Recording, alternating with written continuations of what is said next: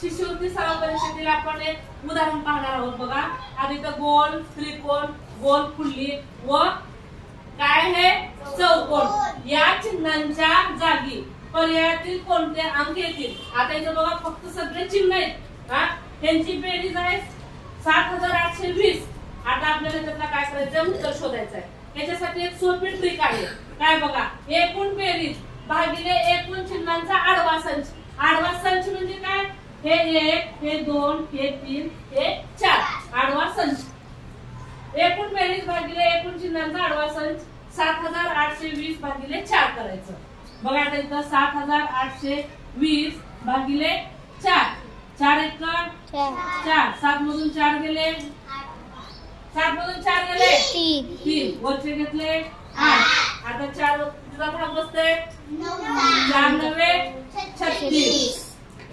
8 मधून 6 गेले, 3 मधून 3 गेले, वरचे घेतले 4 पंचे 20. 2 0 2. 2 मधून 2 गेले 0, वरचे घेतले 0. 4 पंचे 20. पर्याय कोणता आला रे? चौथा. कळालं कसं सोडवायचं?